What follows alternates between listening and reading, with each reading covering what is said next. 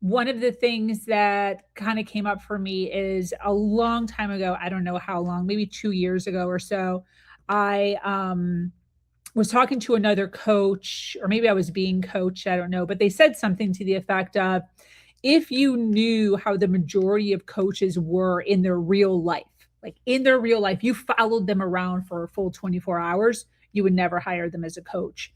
And one of the things that really hit me with that is like, I don't want to be one of those coaches. I don't want to be one of those coaches that's saying to do a bunch of things and then not actually acting and doing those things myself. And that one really hit me pretty hard.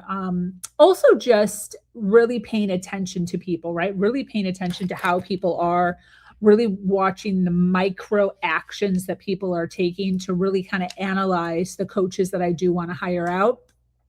And then the other thing that came up for me is the importance of showing up in your life so people can see how you're really leading and how and whether or not those things that you're preaching are actually true in your own life. Like, for instance, a lot of times people will say like hairdressers usually have the worst hair because they're so like taking care of everybody else's hair that they forget about their own. House cleaners always have the messiest house. Like, they're like stereotypes that kind of carry, but it doesn't have to be true. And I think it's so important to make sure that when we are teaching in a realm, in a certain niche, to make sure that that's an area in our life that we're really paying attention to ourselves.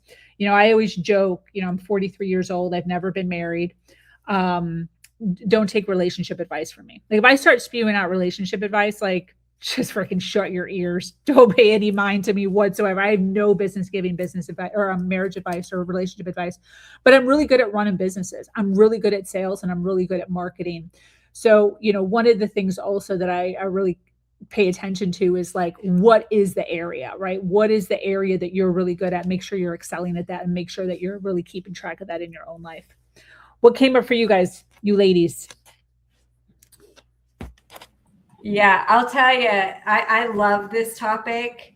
One is I hope that people would follow the way I live my life, especially when it comes to health, because it's so important to me and I live it. And something that we talked about or listening to this, I was thinking about, I remember there was a LinkedIn coach. I met her and she was a bit pushy. She's like, you really gotta come on. I'm the best, blah, blah, blah, blah, blah. I go to her LinkedIn profile. She almost doesn't have any followers. Her stuff's not complete. And I was so shocked by that she could present herself in that way. I know another coach who coaches fear, and she's one of the most fearful women I know. She's constantly worried about everything. Now, with that said, another thing that kind of came up for me was it's okay to be at a third grade level because you can teach kindergartners. Yes. Right.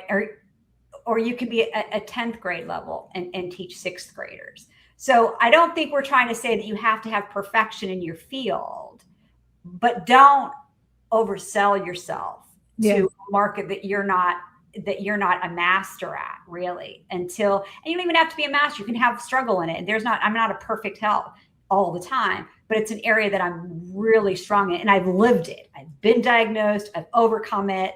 So I think that is an important component of that you don't have to be perfect.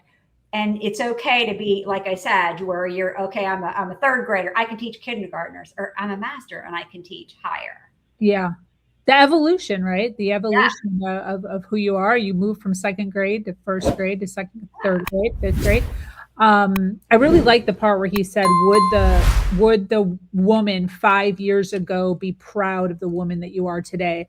Are you constantly evolving, or are you staying stagnant? Right.